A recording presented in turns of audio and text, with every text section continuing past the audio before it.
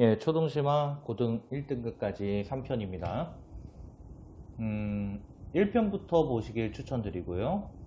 자, 그리고 디딤돌 최상위 6학년 1학기 1단원을 하고 있고요.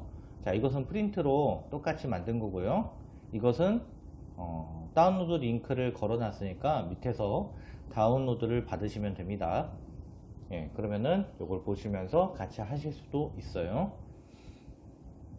그래서 베이직 컨셉을 저번 시간에 한 페이지를 했고요. 이번에는 두 번째 베이직 컨셉입니다. 그래서 이제 베이직 컨셉을 이번 영상으로 마치면 이제 베이직 테스트가 들어갈 거예요.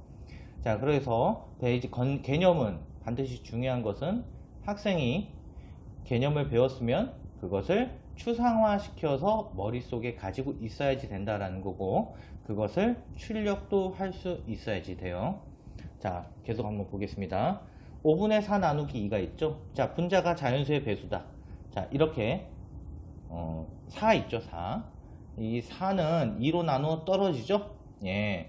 그렇기 때문에 이럴 때는 어떻게 절차만 가르친다면 이렇게 되는 거예요. 자, 나누어 떨어지기 때문에 4에다 2를 나누면 돼. 그러면 5분의 2가 된단다. 자, 이렇게만 알고 있으면 이것은 절차만 공부한 거예요. 수학을 계산하는 절차, 방법, 알고리즘만 공부했다는 얘기인 거죠. 즉 수학의 개념, 원리는 모른다는 얘기예요. 원리는 모르되 풀이는 할 수 있는 거죠. 이런 식으로 계속 쌓이고 쌓이면은 일단 단기적으로는 초등심화 안 되는 거고요. 멀리 가면 고등 수학에서도 수포자가 되는 거예요. 네, 그거 조금 더 나중에 한번 더 말씀드릴게요. 자, 이걸 초등학교 학부모님들은 그거 와닿지 않으실 수 있어요. 이게 뭐가 중요하다고. 5 나누기 4 나누기 2 이런 게 뭐가 중요하나. 고등학교 수학에서 이거 몰라서 못 푸는 거 아닐 텐데. 그러잖아요? 아니에요. 고등학교 수학의 개념을 아이들이 모르는 게 초등학교 수학의 개념부터 모르기 때문에 그게 쌓이고 쌓여서 고등학교 개념도 모르는 거예요. 그렇기 때문에 고등학교 선생님께서는 개념을 가지고 문제를 풀어라. 그런 거고, 학생은 개념 아는데 문제 못 풀겠어요. 이렇게 되는 거예요. 학생들은 개념을 알지 못해요. 단지 그 활자만 익숙하게 받아들이고 그 활자를 암기하고 그렇게 받아들였을 뿐인 거예요. 그러니까 그 안에 내부에서 어떤 개념을 정확하게 알아서 그 개념이 조금 변형이 되어도 그걸 자유자재로 변형시킬 수 있어야지 되는데 그러지 못한다는 거죠. 자, 이 얘기가 길어지니까요. 자, 일단은 이번 시리즈의 초점은 또 하나가 있죠. 뭐가 있냐면 하이레벨까지 간다 그랬어요.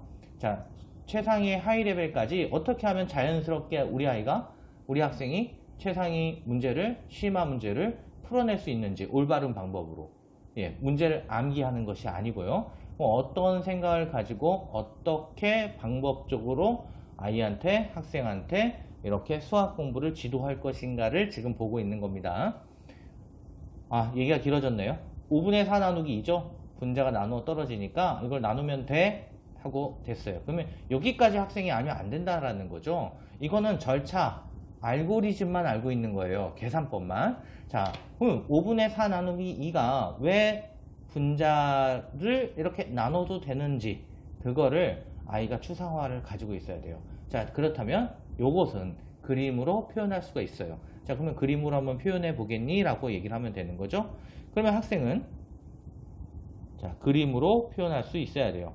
근데 아이들마다 추상화된 게 다르겠죠. 그건 사람마다 다릅니다. 그래서 어떤 학생은 자, 직사각형을 그린 다음에 5분의 4를 도전할 것이고요. 어떤 학생은 원을 그려서 할 것이고요. 어떤 학생은 막대 모형을 가질 수도 있고요. 어떤 학생은 수직선을 가지고 할 수도 있어요. 자, 일단 한번 볼게요. 5분의 4니까 하나, 둘, 셋. 됐죠? 5분의 4니까 하나 더 해야죠. 제가 뭐 한 건가요? 그림이 좀 이상해졌네요. 자, 이해 부탁드릴게요.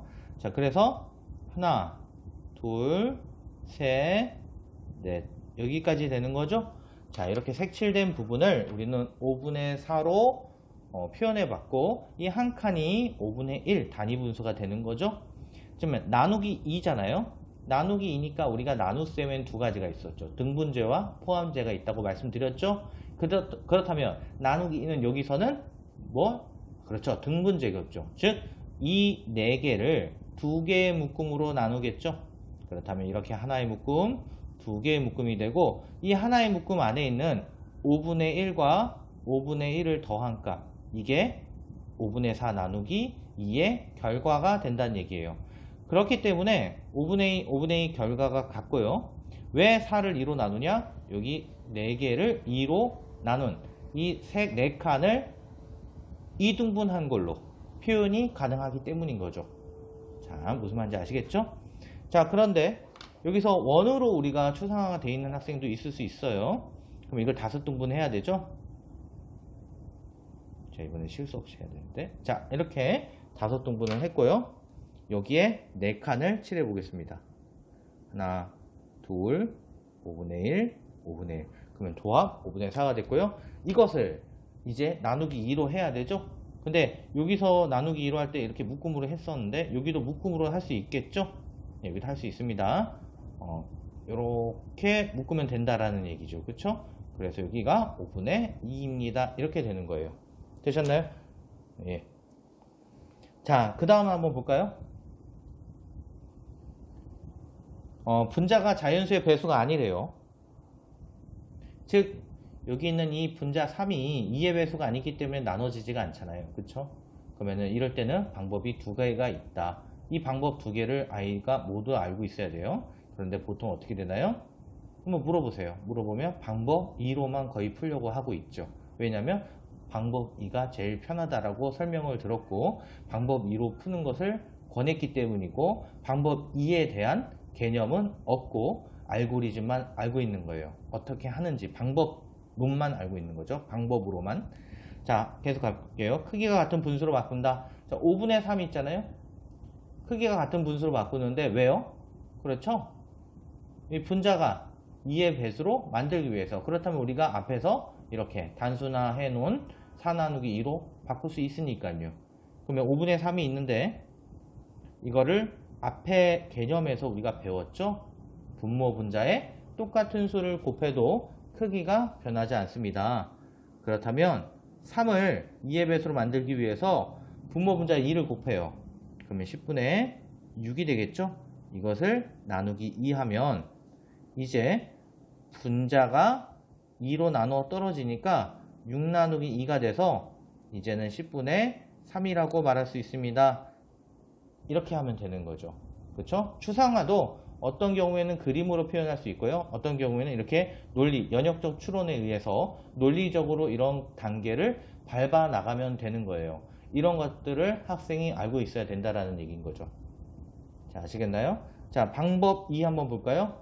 곱셈으로 나타내어 계산하기 그랬죠? 이게 뭐냐면 결론적으로 이렇게 되는 거죠. 5분의 3 나누기 2는 곱하기 2분의 1을 하면 된다.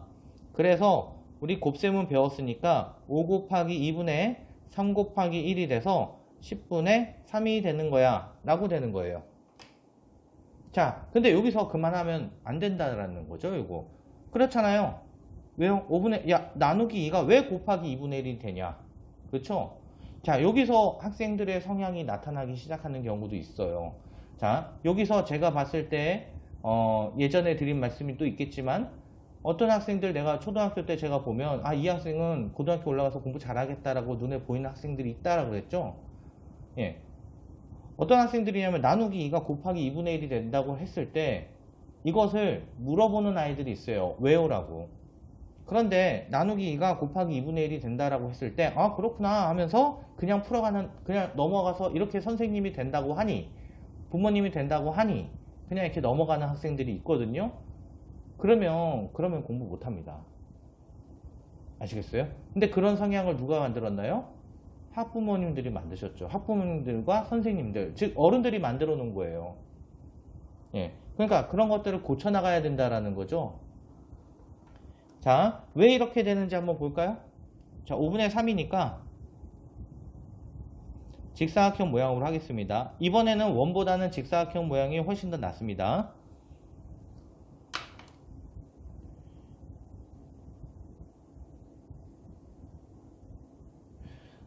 자, 5등분이 됐고요. 여기에 3칸을 칠해 보겠습니다. 5분의 1, 5분의 1, 그러면 5분의 3. 그 다음에 나누기 2잖아요? 나누기니까 어떻게 해요?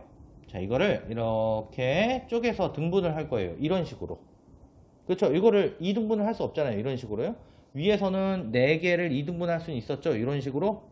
근데 3칸이니까 2등분이 안 되니까 이렇게 자르는 거죠. 여기서도 마찬가지 이렇게 잘라도 됐었어요. 자, 이렇게 자르면 어떻게 되나요? 여기, 여기를 말하는 거죠. 그럼 이 한 칸은 어떻게 되나요? 자, 세로가 2칸이고 가로가 5칸이에요. 그러면 총 몇 칸이죠? 5 곱하기 2가 되는 거죠. 총 칸수가 되고 분자는 몇 칸이 되는 건가요? 3칸이 되는 거죠. 3이 되는 거예요.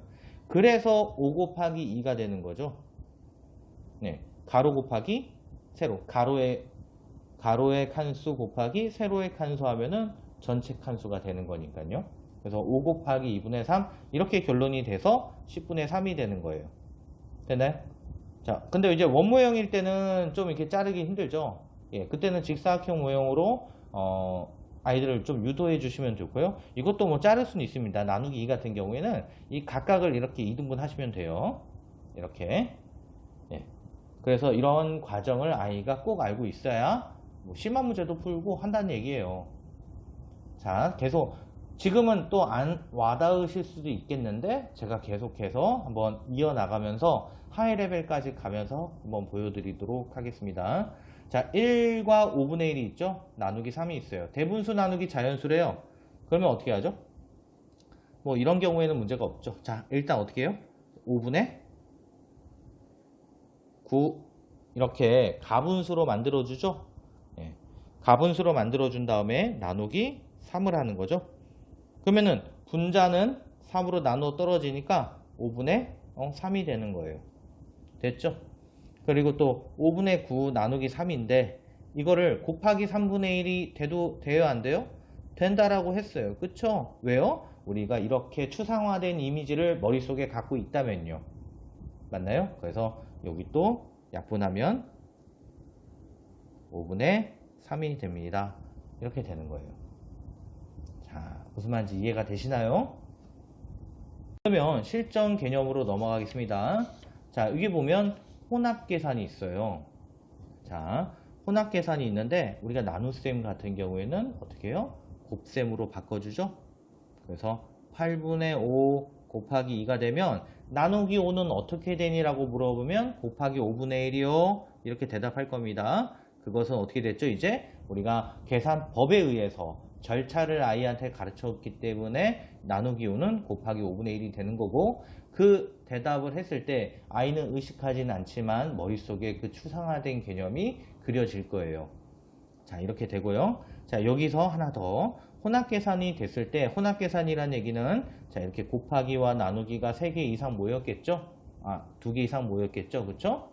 자, 이렇게 모여 있을 때 곱하기로 모두 바꾸면 자, 이제 곱셈은 교환법칙과 결합법칙이 성립하죠. 덧셈도 그렇고요. 자, 그런데 교육과정에서 초등교육과정에서는 이 용어를 쓰지 않죠. 용어는 쓰지 않지만 교환법칙과 결합법칙을 아이들은 알아야 되고 배우고 있어요. 문제에선 그렇게 풀고 있고요. 안 배웠는데 이거는 이렇게 해도 돼 라고 해서 배우고 있거든요. 근데 저는 여기에서는 조금 제 생각은 좀 다릅니다. 무슨 말씀이냐면 용어를 알지 않고 이 경우엔 이렇게 하고 저럴 땐 저렇게 라고 했을 때는 아이들이 무분별하게 되는 것과 안 되는 것에 혼란을 느낄 수가 있어요. 그래서 뭐 되는 거는 뭐 안 될 때 막 안 되는 걸로 하고 또 안 되는 걸 또 되게 해버리고 이런 경우들이 많거든요. 수학은 계산은 어쨌든 엄격하게 해야 돼요. 그쵸? 안 되는 걸 되게 하면 안 되거든요. 네. 나눗셈인데 막 교환법칙 쓰고 그러면 안 되잖아요. 나눗셈은 교환법칙 성립하지 않는데. 네. 그렇죠? 1 나누기 2와 2 나누기 1은 다르잖아요. 그렇기 때문에 저 같은 경우에는 교환법칙, 결합법칙 이런 것들을 초등학생 때 어차피 알아야 되니까 그런 것들을 얘기는 해주고 있어요. 그리고 가르쳐야 된다고 생각을 합니다. 이거는 좀 제 개인적인 생각이에요. 그래서 이 의견에 대해서는 반대하시는 분들도 있을지도 모르겠어요. 그 의견도 존중은 합니다. 이 의견에 대해서는요. 그래서 교환법칙과 결합법칙을 왜 이렇게 하냐 생각을 해보면 이게 한자어기 때문에 교환법칙, 결합법칙을 초등학생한테 가르친다는 게 그 어휘를 가르친다는 게 너무나도 가혹하게 보이는 거예요. 그래서 외국 같은 경우에는 이런 것들을 가르치고 있거든요. 예. 초등학교 때 가르치고 있어요. 근데 우리는 이게 한자어기 때문에 우리는 순우리말을 쓰면 좋겠는데 순우리말로 바꾸지 않고 교환법칙과 결합법칙이라는 말을 쓰면서 예, 연산의 가장 기본적인 법칙임에도 불구하고 그 용어를 가르칠 수 없다라는 거죠. 근데 뭐 그거는 이제 개인적으로 생각은 다 다르니까요. 일단 저 같은 경우에는 교환법칙과 결합법칙이라는 말은 사용하고 있다. 아이들한테 가르쳐야 된다라고 말을 하고 있어요. 그래서 뭐 이거 제가 여기는 이 교환법칙과 결합법칙에 대해서는 제가 나중에 또 뭐 길게 한번 말씀을 드리도록 할게요. 뭐 어떻게 하면 좀 용어를 또 바꿔서 조금 할 수 있을지. 자, 그래서 이렇게 됩니다. 자, 이렇게 됐을 때 그러면 결합법칙이 성립하기 때문에 어떻게 되냐? 교환법칙과 이렇게 여기 있는 5와 여기 있는 5가 약분이 되는 거죠. 그리고 여기 있는 4와 8과 여기가 1이 약분이 돼서 4분의 1 이렇게 계산이 되는 거예요. 자, 이 얘기를 왜 말씀드리냐면 8분의 5 곱하기 2 곱하기 5분의 1이 있는데 이거를 이렇게 하는 경우가 많다라는 거죠. 4 그러면 요거 두 개 계산해서 4분의 5가 됐고 곱하기 5분의 1이 됐으니까 약분해서 또 4분의 1이다 이렇게 계산을 한다는 거예요. 계산의 효율성이 많이 떨어지죠. 그렇죠? 그리고 의도적으로 계산 숫자를 복잡하게 내는 경우들이 있다라는 얘기예요. 문제에서요. 의도적으로 복잡하게 뭐요? 결합법칙과 교환법칙을 사용해서 이런 식으로 약분을 하지 않으면은 의도적으로 계산 숫자를 복잡하게 만드는 경우들이 있어요. 그렇죠? 그렇기 때문에 이렇게 하는 경우 이렇게 만들어야 돼요, 아이. 그렇죠? 우리 학생이 이런 식으로 할 수 있도록 실력을 만들어야 된다는 겁니다. 자, 이제 거의 다 됐습니다. 자, 1과 7분의 5 나누기 5 나누기 3. 그러면 이걸 모두 곱셈으로 고치고 대분수는 가분수로 고칩니다. 12. 그 다음 나누기 5는 곱하기 5분의 1. 나누기 3은 곱하기 3분의 1. 이제 어떻게 해요? 약분을 하면 되는 거죠? 여기 있는 12와 여기 있는 3이 약분이 가능하다라는 거예요. 4. 더 이상 약분이 안 되니까 7, 5, 35. 분모는 35, 분자는 4가 되는 거네요. 자, 이렇게 한다는 얘기죠. 자, 됐나요? 자, 이제 마지막. 수카드로 몫이 가장 큰 진분수 나누기 자연수 만들기 그랬죠? 3, 4, 5, 7이 있죠? 자, 그래서 보면 진분수 나누기 자연수예요. 문제를 꼼꼼하게 읽는 학생한테 꼭 문제를 꼼꼼하게 읽는 습관도 길들여야 합니다. 진분수. 자, 나누어지는 수가 클수록 나누는 수가 작을수록 몫이 커집니다. 이렇게 되어 있죠? 무슨 말이냐? 동그라미 나누기 세모가 있습니다. 우리 몫이 1보다 클 때 작을 때도 봤었잖아요. 그렇죠? 자, 즉 이 수가 커지려면 이건 하나의 수인데 결과값은 수잖아요. 그죠? 동그라미 나누기 세모라는 이 결과의 수가 커지려면 어떻게 해야 될까요? 커지려면 이 수는 즉 나뉘어지는 수 피제수는 클수록 커지고 이 제수 나누는 수는 작을수록 커지는 거죠. 네. 됐나요? 자, 그러면 여기 숫자 카드가 있는데 여기다가 이제 넣을 겁니다. 자, 그렇다면 이 제수 여기 있는 제수 나누는 수는 가장 작아야겠죠. 그럼 뭐가 들어오면 될까요? 예, 숫자 3이 들어오면 되겠죠. 그러면 여기는 이제 가장 큰 수가 와야 되는데 무슨 수? 진분수예요. 진분수니까 1보다 크면 안 된다라는 거죠. 예. 그럼 여기 4가 들어올 수는 없죠. 분모가 4면 숫자 카드 쓸 게 없어요.